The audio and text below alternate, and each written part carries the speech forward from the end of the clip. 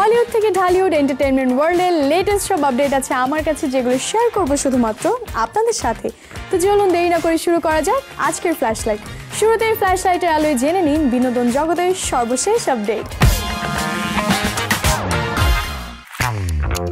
বুধবার গভীর রাতে আক্রান্ত হয়েছেন বলিউড তারকা সাইফ আলী খান। মুম্বাইয়ের পশ্চিম বান্দ্রায় নিজের বাসায় এক বা একাধিক দুর্বৃত্ত হামলা চালিয়েছেন সাইফের উপর। মুম্বাইয়ের পশ্চিম বান্দ্রায় নিজের বাসায় এক বা একাধিক দুর্বৃত্ত হামলা চালিয়েছিল সাইফের উপর।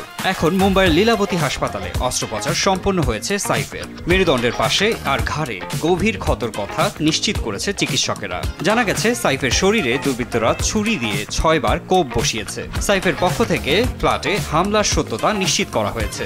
ডাকাতির চেষ্টার ঘটনায় 3 সন্দেহভাজনকে বৃহস্পতিবার সকালে গ্রেপ্তার করেছে মুম্বাই পুলিশ। বিভিন্ন সময় বিভিন্ন তারকা ব্যক্তির সঙ্গে পরিমণিকে ঘিরে প্রেমের গুঞ্জন রটেছে। সম্প্রতি অভিনেতা জয় চৌধুরীর সঙ্গে নায়িকাকে সিনেমার প্রচারে কিংবা বিভিন্ন আয়োজনে দেখা গেছে। বিষয়টি নিয়ে ভারতীয় সংবাদ মাধ্যম আনন্দবাজারের প্রশ্নের মুখে পড়েছিলেন পরি। সেখানে অভিনেত্রীর কাছে জানতে চাওয়া হয়, বাংলাদেশে কলকাতায় যেখানে আপনি সেখানেই পাশে অভিনেতা জয় চৌধুরী। জবাবে হেসে ওঠেন পরিমণি। তারপর বলেন, আরে আরে কি যে বলেন, ও তো আমার বান্ধবীর স্বামী, ওর বউ আমার বন্ধু, আমার বোন।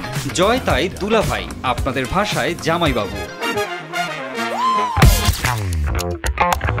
গুঞ্জন ছড়িয়েছে অস্কারের মূল আয়োজনও পেছানো হতে পারে। বিষয়টি নিয়ে যুক্তরাজ্যের ট্যাবলয়েড দ্য সান একটি প্রতিবেদন করে, যেখানে বলা হয় অস্কার থেকে একটি কমিটি গঠন করা হয়েছে। সেখানে নাকি Tom Hanks, Emma Stone, Meryl Streep ও স্টিভেন স্পিলবার্গের মতো নন্দিত তারকারা আছেন। তারা দাবানল পরিস্থিতি পর্যবেক্ষণ করছেন এবং অস্কার আয়োজনের তারিখ পেছানোর কথাও ভাবছেন, যেটা অস্কারের 97 বছরের ইতিহাসে প্রথমবার ঘটবে। এখনো অস্কারের 46 দিন বাকি এবং 2 মার্চ নির্ধারিত তারিখেই এটি অনুষ্ঠিত হবে। তাছাড়া অস্কারের আয়োজন পেছানোর ক্ষেত্রে একাডেমির সঙ্গে সম্প্রচার চ্যানেল এবিসির আলোচনাও জরুরি। সেরকম কিছু হয়নি, বরং তারা সবাই মনে করছেন অনুষ্ঠান তার নিয়মে হওয়া উচিত। বলিউডের বহুল প্রত্যাশিত চলচ্চিত্র ধুম 4। যশ রাজ ফিল্মসের কর্ণধার আদিত্য চোপড়াও ধুমের 4র্থ সিজনের জন্য রণবীর কাপুরের উপরই ভরসা রাখছেন।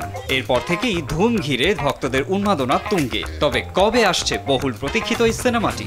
জানা গেছে ধুম 4-এর শুটিং শুরু হতে হতে 2026 সালের এপ্রিল মাস লেগে যাবে। সবে প্রি প্রোডাকশনের কাজ শুরু হয়েছে। সূত্রের খবর অনুসারে ধুম 4-এ রণবীরের লুক কেমন হবে তা নিয়ে এখনও পরীক্ষা নিরীক্ষা চলছে।